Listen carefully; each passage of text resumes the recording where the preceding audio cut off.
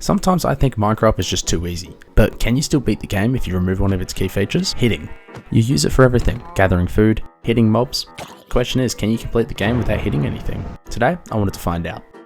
Just like any Minecraft world, I started off by getting some wood and stone and went straight to the mines to get some better gear, which is where we ran into our first mob. Now of course, I can't actually hit this mob, but there are other ways we can kill it. In this mine, there are still a few useful things. I'm going to need iron, but I'm not going to need it for things like swords, because well, of the whole challenge of no hitting. But we still have 3 main ways of killing mobs, 2 of which require iron. The other one being a dripstone, and that's the first one we acquired. And this mine had everything I needed. It had enough iron to get started on the other 2 ways. After completing that mine, we could start on one of the biggest challenges, and that's going to be task 1, getting food. Alright, as you can tell, I'm starting to get hungry, and there's a few ways of getting food. Since I'm not allowed to hit anything, I've got to get creative. So the first way is I'm going to dig a hole into the ground, lure a chicken into it, build up a little tower, and use the dripstone to kill it. Since I'm technically not hitting anything, it's okay.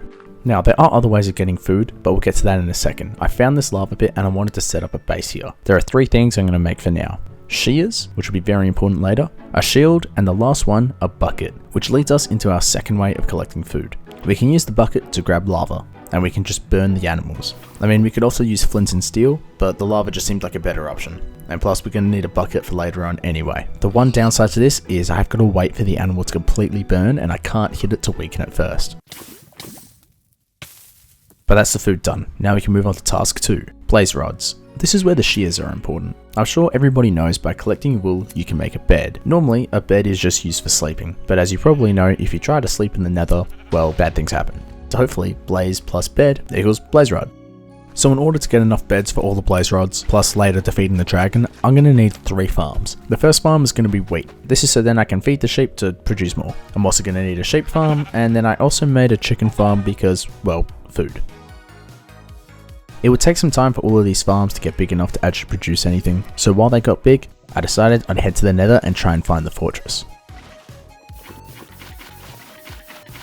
Now going into the nether was going to be hard. Considering I hadn't really had to fight many mobs yet, the nether was just going to be full of things I had to run away from, and off the rip I had a really bad spawn. So I thought I'd try again by running over to another lava pool I'd found earlier and build another portal, only to have an even worse spawn and I died. So the first portal it is. We're just going to have to find the fortress. Since I was pretty much just in a wall, I'm just going to choose the direction and start mining. And I got pretty lucky because I came to an opening which led to the fortress pretty fast. I thought I may as well just look for the blazes now, so then when I have all the beds, I can quickly run down. After finding the blaze spawners, I had a realization. I've got quite a bit of dripstone on me and I could probably just use that to kill the blazes. So I started making a trap. Pretty much I'm just going to dig a big hole in the ceiling, place a bunch of dripstone and let it fall onto the blazes. So after finishing my little trap, I lured one into the box, sealed it off, ran up and dropped the dripstone. It took a few shots, but it killed it. Unfortunately this time it didn't drop a blaze rod, so I tried again, and again, and again, but still no luck. No matter how many times I tried, I couldn't get a blaze rod. And it turns out there's a reason for this. Dripstone and all other blocks that kill mobs, including iron golems, will not drop a blaze rod. There's only 2 ways, and that's dogs, but I would need hundreds of them, and hitting it with potions. But to make a potion, we need a brewing stand, which needs a blaze rod, which comes from a blaze. So how are we going to get a brewing stand? From a village.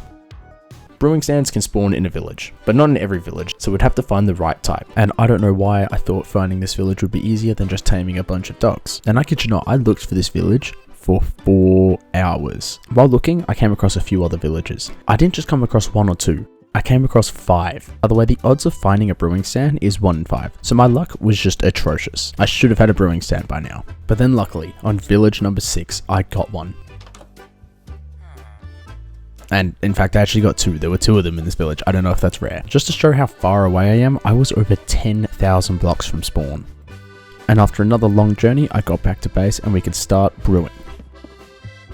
I need to make insta damage potions, which requires a fermented spider's eye, which is just a spider's eye plus a few other ingredients. The real challenge is going to be getting the spider's eyes, so I waited till dark for all the spiders to spawn, and then at day I went around burning them all. But I had no luck. Unfortunately, none of them dropped an eye. I thought I'd try my luck in the mines again. Although I didn't find many spiders in the caves themselves, I did find a spider spawner. so that makes up for the bad luck of finding the village. So I dug into the wall and started burning them. Spider after spider, I noticed the same problem was happening with the blazes, they were not dropping them. It turns out you actually, once again, need either a potion or a dog to kill them. So that's what we're gonna go do. We're gonna go get a dog to kill the spiders. Luckily, there were some dogs near spawn, and I managed to get 3 of them. After taming them, I took them back down to the mines with a lot of food. They're plain simple. The spider attacks me, the dogs protect me, and then I feed the dogs to regain their health. That also gave me the Monster Hunter achievement, which I think is the only way to get it without actually killing a mob yourself. Oh, and also the dogs were working. I was getting spider's eyes. Although it was slow, it was working. And eventually I had 8, which was enough to move on to the next stage. And that next step was getting nether wart. I already had all the other ingredients needed back at home, so after collecting all of that up, I also grabbed sand and started making the bottles. Now with everything secured, it was time to finally make the potions, and I realized the crucial mistake. I actually still need blaze powder to make these. I need it to power the brewing stand. So we're moving on to plan B, the dogs. Why didn't I go with this in the first place is because I thought I was going to need a lot of dogs, but there's an easy solution to that. So off camera, I farmed up a bunch of dogs. I did this because I wasn't sure how long it would take a blaze to kill a dog. I didn't want to have to go find more dogs, so I just bred up a lot. I wouldn't take all of them with me because that would take too long. I just grabbed a few and I went into the nether. If I needed more later, I could come back. So I took about 15 of them all the way down to the spawner. In order for the dogs to attack them, they first have to hit me, but by holding up my shield and blocking their attacks, it works the same. And good thing I had a lot of dogs because a lot of them died, but it was working. And I was starting to get the blaze rods. Surprisingly, I actually didn't need that many dogs, so I kind of wasted a lot breeding so many. I did lose a lot of dogs, but I didn't have to go back for any more. I could have probably done this with 10. I eventually got 9, and that was enough to move on. Next will be the ender pearls, and that's going to be way easier. First, I'm going to try trading. I had a lot of gold left over from when I was looking for the villagers that I found from ruined portals on the way. After using it all up, I only got 2 pearls, which is kind of ridiculous. So instead, I'm going to have to find the endermen and kill them. And killing them is actually the easy part. All I need to do is trap them in a boat and then put them underneath some blocks. They'll suffocate and then they drop the pearls. Pretty easy. Now we just have to find a lot of endermen. And there's no better place to find endermen than in a warped forest. And before I knew it, I had 14, which is more than enough to get me to the end. Just before leaving, there were a few more things I needed to get. I got all the wool I'd gathered up from my sheep farm, and I also went and grabbed a lot of wood for the beds. Once I had all of that, it was time to head to the end. I took a few of the dogs with me, mostly so then they could deal with the silverfish when I get to the portal room. Getting to the portal was pretty easy, I just went in a straight line. This portal was actually right next to a sea temple, which is kind of cool. Anyway, I got myself inside the stronghold and found my way to the portal room.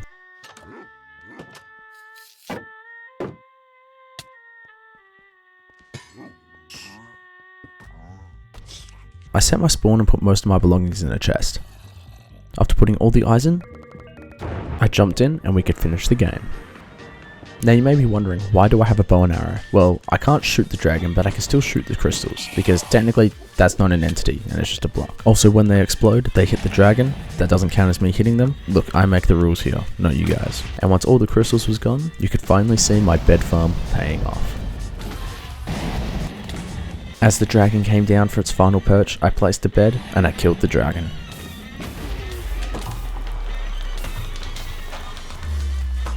So yeah, that's how you beat Minecraft without hitting anything. Hope you guys enjoyed the video. I've got more videos on the way, and I'll see you in the next one.